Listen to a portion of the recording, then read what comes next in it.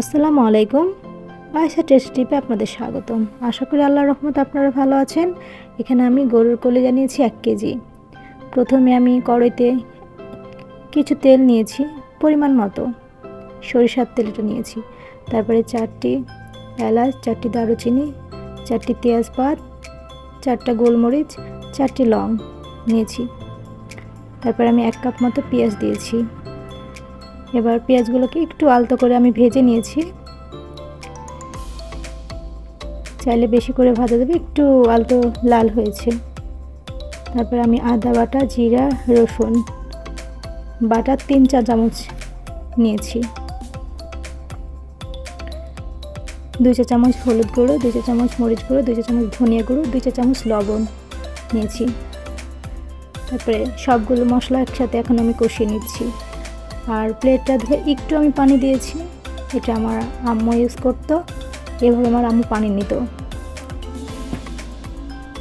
আর মশলাটা যেন পুড়ে না যায়, আর মশলা কষতে হবে খুব সুন্দর করে, কারণ মশলার একটা বাজে ঘ্রাণ আছে। 2 চা চামচ কাঁচামরিচ বাটা নিয়েছি। আর মরিচ যখন বাটি তখন একটু লবণ নিয়েছিলাম, তার জন্য আমি লবণের পরিমাণ প্রথমে কম নিয়েছিলাম।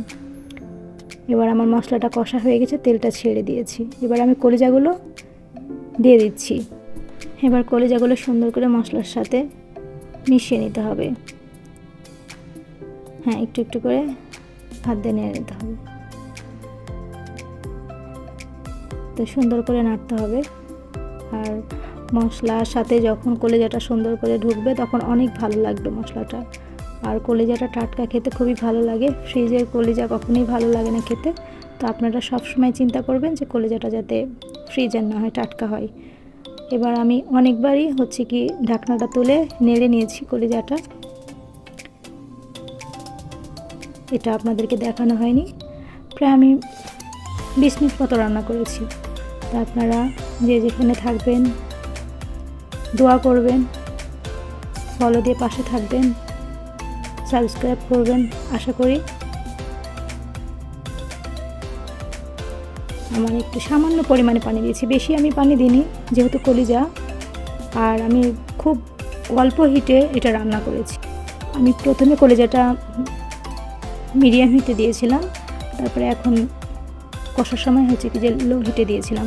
এবার আবার একটু জোরে দিচ্ছি, যেহেতু আমি পানি দিয়েছি।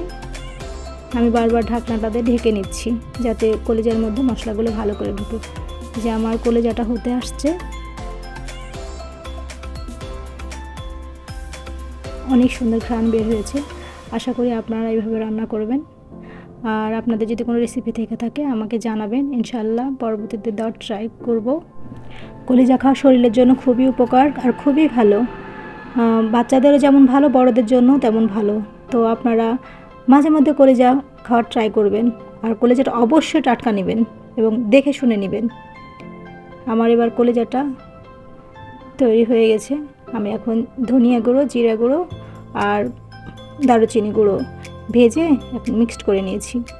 এটা দিলে মাংসতে বা মাংসতে বা কলিজাতে অনেক সুন্দর একটা ঘ্রাণ বের হয়। তো এটা অবশ্যই আপনারা ট্রাই করবেন এই মশলাটা। আমার এখন কলিজাটাতে তেল বের হয়ে গেছে, আর কিছুক্ষণের মধ্যে হয়ে যাবে। এই যে এখন তেলটা ছেড়ে দিয়েছে, কলিজাটা আমার রেডি হয়ে গেছে। আপনারা যে যেখানে থাকবেন ভালো থাকবেন, সুস্থ থাকবেন।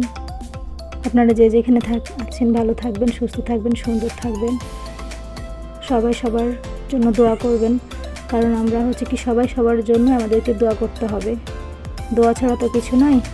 রমজান চলে যাচ্ছে, আমরা যাতে সবাই ক্ষমা পাই, সবাই সময়কে ক্ষমা করে সবাই সবার পাশে থাকতে হবে, মানুষ মানুষের জন্য। আমি এভাবে ঢাকনাটা বারবার উঠিয়ে আমি নেড়ে নিয়েছি। আর এভাবে আপনারা রান্না করবেন, তাহলে বাসার সকলেই পছন্দ করবেন এই কলিজাটা। দেখবেন যারা নতুন রাঁধুনি বা পুরনো রাঁধুনি, তারা তাদের পরিবারে খেয়ে তো অনেক প্রশংসা করবে। নেক্সট টাইমে আপনার রান্না করতে আরও ইচ্ছা জাগবে।